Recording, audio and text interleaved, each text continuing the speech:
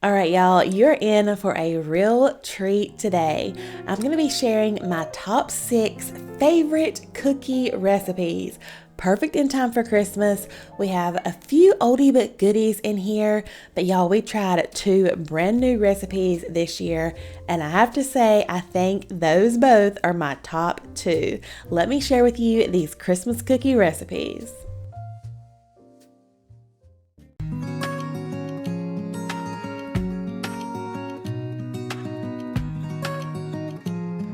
First, we're going to add half a stick of butter, 1 stick softened. We're going to add 1 package of softened cream cheese. And now we're just going to blend those together until it is smooth. Next, we're going to add in 3/4 a cup of sugar. And then half a teaspoon of vanilla extract. Give that a mix. Now we're going to add in 1 cup of flour, just a little bit at a time, adding it in gradually.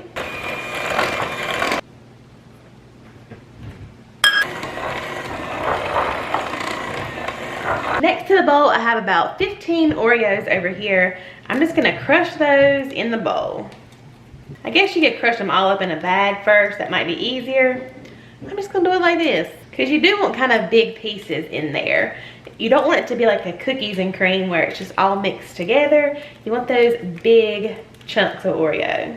Kind of big. Not real big. Y'all know what I mean. Okay, we're just going to kind of fold the Oreos into the batter. Once that's all mixed, you're going to refrigerate this for about 1 hour before we scoop them out and bake them. If you are a fan of cheesecake, I think you would really like these cookies. They're not overly sweet and they stay kind of in their shape. They stay nice and soft and puffy like that. We thought these were really, really good. Like I said, next up we have one of the brand new recipes we tried, and these are Christmas gooey butter cookies. Oh my goodness. If you've ever had the gooey butter cakes by Paula Deen or anything like that, you know these are going to be good. So first, to a bowl, you're just going to cream together 1 block of cream cheese and 1 stick of butter. By the way, I'll have all of these recipes in the description box so you can go and print them and follow along for exact measurements and things like that.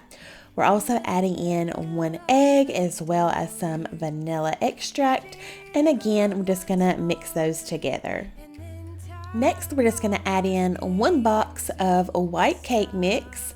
We're just going to again mix it all in, and then lastly we're going to add in some sprinkles. Of course, we're doing Christmas sprinkles. We're just going to stir those right into the batter. It's going to be a little bit thick at this point, but then you are going to want to refrigerate your dough for just a little bit. It makes it a little easier to work with. And then you're just going to scoop your dough out, roll it into balls, kind of roll it around in some powdered sugar, and we topped ours with a few more sprinkles, and then that's it. These go into the oven to bake, and just wait until you see how these things come out. They are so buttery and so soft. They have the most fluffy texture. They truly just melt in your mouth. They're not overly sweet. Oh my goodness. I think this truly might be my new favorite Christmas cookie recipe. Y'all make sure you print this recipe and give these a try. As we are diving right into the festive holiday spirit, let me tell you about one of my favorites, and that is Bright Cellars. And y'all, they started with a simple yet powerful idea, and that is to help you find all the wines that you love without all of the headache. Especially if you go into the store, you see hundreds and hundreds of all different types of wine, and Bright Cellars helps take the guesswork out of what wines you might prefer and delivers them straight to your doorstep. The best thing about using Bright Cellars when an event comes up or a time you might need to take a bottle of wine, a bottle of champagne. That happened to us this weekend. The dance moms decided to do mimosas last weekend, and I was stocked and ready to go. Hence why this one is open. Perfect. Right now, Bright Cellars is offering a really awesome deal on their holiday bundles. As you can see, I chose the holiday sparkling bundle since sparkling wine is my favorite anyway, and it's perfect for the holidays. But if you click the link in my description and use my code CLEAN15, that's going to save you 15% on any holiday bundle. You can choose from 4 to 12 bottles, all delivered straight to your doorstep. All right, we're going to give this a try really quick. I have my little note card here so I can tell you all about it and look like I know what I'm talking about. But this is called Stigma. It is a Grand Reserve Aromaca. The notes in here are white peach, lychee, am I saying that right? Citrus blossom, and honey. And it's a sparkling wine. It tells you to serve between 45 and 50 degrees. Ours was not chilled yet because I just got it off the porch, so maybe a little bit chilled. And then it says the pairings, which is my favorite part, pairs with chips and onion dip. That is like right up my alley. Perfect. Fried chicken and waffles, Even better. okay? And reunions with old friends. Cheers, y'all. Cheers. Cheers. Oh my gosh, I love that. First of all, I love a sparkling wine anyway. That's my favorite. Yeah, I mean, you really can taste the peach just very slightly. So good. Definitely a favorite of mine. So whether we're toasting with mimosas at our Christmas brunch or needing that perfect bottle for a spontaneous celebration, Bright Cellars has us covered. Y'all make sure you check out that link in the description. We have a classic Haystacks, and these remind me of my childhood. My grandma, who I've talked about so many times, used to always make these around the holidays. And truly, they could not get any easier. I just have a large microwave safe bowl here, and I'm gonna dump 1 bag of butterscotch morsels into this bowl. And I'm just gonna heat this up in 30-second increments until my butterscotch is nice and melted. Then next, I'm gonna take about 1 cup of peanut butter. I'm gonna add that into the butterscotch. It's just gonna kind of melt on its own. You really don't have to heat it up again at this point, but you do wanna just kind of stir it to help it melt and incorporate into this butterscotch.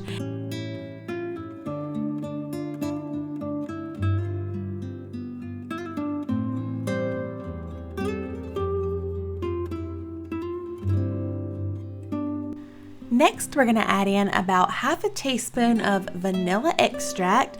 You don't even have to add this in if you don't want to, but I love just that added subtle flavor of vanilla that it gives. Also, I'm adding just a tiny pinch of salt, and then we're going to add in 1 whole bag of the chow mein noodles. You can find these in your Oriental department in your grocery store. They come in a bag or sometimes a can, which I'm sure most of y'all have already made Haystacks. And if you haven't, trust me, you need to try these. So of course, we're just gonna stir everything now and get all of our little crunchy noodles incorporated.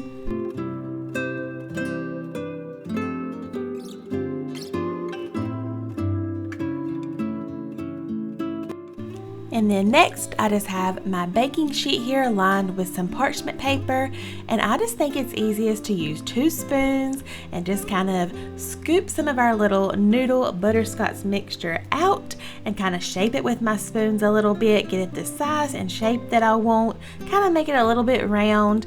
And then I also have my sprinkles handy because you want to sprinkle them if you choose to while they're still kind of warm and wet to make sure that all those sprinkles stick to the top. And of course, we need sprinkles. We're making Christmas treats after all, and just look how cute these turn out. You just want to let them sit an hour or 2. I just let mine sit out on the counter to where they harden up, and then you can put them over in your containers. But these are the perfect mixture of sweet and salty, crunchy and creamy, all of the things combined. This next recipe is my #1 favorite, and these are hot chocolate cookies. So first, we're just going to start with our kind of chocolate mixture. We're going to take 1 stick of butter and 1 bag of the semi-sweet chocolate chips, and we're just going to melt those together, stir it up, and then set that to the side. Next, we're going to work on our dry ingredients, which is just some flour. We're also going to add a little bit of baking powder. We're also going to add in in some cocoa powder as well as a little bit of salt. We're going to mix our dry ingredients really well together, and again, just set that to the side. Now for our wet ingredients, it's just brown sugar. We're adding in 3 eggs and some vanilla extract. Again, we're just going to take our hand mixer, blend that up really good together. Next, we're going to bring back over that fudge mixture. We're going to add that in with our wet ingredients, and again, just give that a mix. And then next, we'll start adding in our dry ingredients, just adding a little at a time and mixing in between. Next, we're going to go ahead and make the most delicious chocolate frosting for these cookies. All it is powdered sugar, melted butter, a little bit of hot water, and then of course some cocoa powder. Just dump all of those in a bowl, mix together really well, and then set that to the side. You might notice these are not my hands making this recipe. Y'all actually got Darren to make this recipe for me. I had something to do on this day, and he did so good. Let's get a little bit of appreciation for how well he did down in the comments. Now you are going to want to refrigerate this dough as well. That way, again, you can kind of work with it a little bit better. But after 30 minutes to an hour or so, you just roll them out into balls, bake them in the oven. And then next, you're going to take some large marshmallows. You're going to cut them in half. And when the cookies are almost done, you're going to place 1/2 of the marshmallow on top of every cookie. Then these go back in the oven for just a couple of minutes, basically to melt those marshmallows just slightly. And then you're going to put them on a cooling rack, and then you're going to bring over that chocolate frosting we made and kind of drizzle over top of that marshmallow. Oh my gosh, these cookies are so sweet. Okay, I'm not a huge chocolate lover, but I love these cookies. These are a must try. Now these will only take a little bit to set up. The chocolate will harden so you can easily pop these in an airtight container. And I have a feeling if you make these, you and Santa Claus alike are gonna love them. Now, speaking of Santa, these happen to be his all-time favorite. These are oatmeal chocolate chip with a little cinnamon. We make these every single year, and I'm telling you, these taste like a gourmet oatmeal chocolate chip cookie. So first, you're going to start on your wet ingredients. You're going to mix together some sugar, butter, brown sugar, and just get that all mixed together really well. We're also going to add in some vanilla extract as well as egg. And of course, like I said, click the link in the description and I'll have all these printable recipes for you. Next, we're going to start adding in our flour. We're also going to add in our oatmeal, and this batter is going to get pretty thick, especially after you add in this oatmeal. You're going to add in your chocolate chips by hand. Sometimes we use like the red and green M&Ms for this as well, makes them a little festive and super good. And then you do refrigerate this for just a little bit. You bake them in the oven. They don't take long at all. And these are perfect. They hold their shape. They're super dense, super rich. And like I said, these are Santa's favorite cookies. So pair these with a glass of cold milk and you cannot go wrong. All right, y'all. Lastly, but definitely not least, we're going to make this Christmas crack. I have to say, this is probably my family's favorite, and we have a little twist on this one that I saw on TikTok, and y'all are gonna love it. So first, in a saucepan, we're gonna melt down 2 sticks of butter and 1 cup of packed brown sugar. And this will just take 5 or 10 minutes. You want to whisk really well. At first, that butter takes it a minute to combine, but once the brown sugar melts down, you're gonna be left with this silky smooth caramel sauce. So after that is melting over on my baking sheet that I have lined with parchment paper, we're actually going to use pretzel crisp instead of saltine crackers for this Christmas crack. And I'm telling you, the flavor of the pretzel is, to me, so much more deep and just better than a saltine cracker. And who doesn't love a chocolate covered pretzel anyway? So y'all have to try this. So anyway, you just want to line your baking sheet like I said. You want to keep all your little pretzel thins or pretzel crisp in one layer.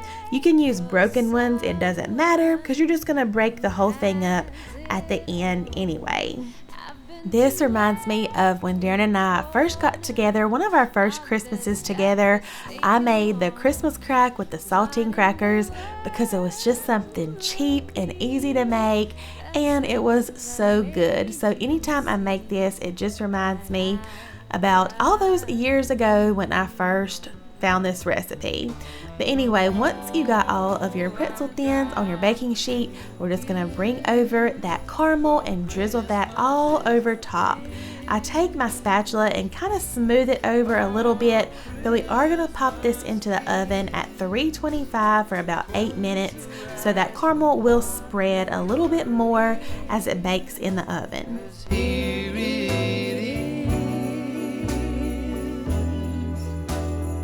As soon as it comes out, you're going to see that caramel is all nice and bubbly, and we're just going to sprinkle on 1 bag of milk chocolate chips. And actually you can use any kind of chocolate for this. You could even do white chocolate. That is so good and so festive. Just depends on your flavor preference and what color you want them really. This is going back into the oven just for about 3 to 5 minutes to kind of get those little chips to be melted. And then you can just take your spatula again and just kind of press them down, and they kind of melt all evenly all over your pretzels, and you just want to spread them real evenly to keep that layer, that one layer, intact. And then next, you can top these with lots of different things. The options are endless, but we actually sprinkled on some marshmallows this time, and I have to say that combination of the crunchy with a little bit of chewy in there and that sweet and salty together is just so good. Can you tell I like all the different combinations in my little Christmas treats? So anyway, that's what we did. Added a few marshmallows, and then of course, like I said, we gotta have Christmas sprinkles. So I went in, added those, and again, this is just gonna set up for a few hours. It works a lot quicker if you pop it in the fridge, even overnight, if you can stand it. My family, actually, I had to tell them get out of the kitchen a couple times because there was going to be none of this Christmas crack left for me to even show you guys. It is that good. So anyway, just let it sit up a couple hours, and then you're just going to take the whole thing, break it into pieces, and then you have your Christmas crack. Y'all let me know if you've ever tried Christmas crack and what sort of base do you use. If you've never tried pretzels, you're going to want to try this one. But y'all, I'm just breaking up my Christmas crack, getting it over into my little containers, which by the way, I found at Dollar Tree this year. So cute. And I'm even using my little air fryer parchment paper liners. They fit perfectly in there. Works perfectly for our Christmas treats.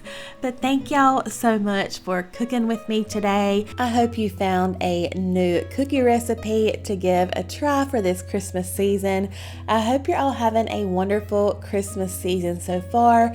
Don't forget to go over there and check out Cellars as well. I'll see y'all again really soon in my next video. Bye y'all.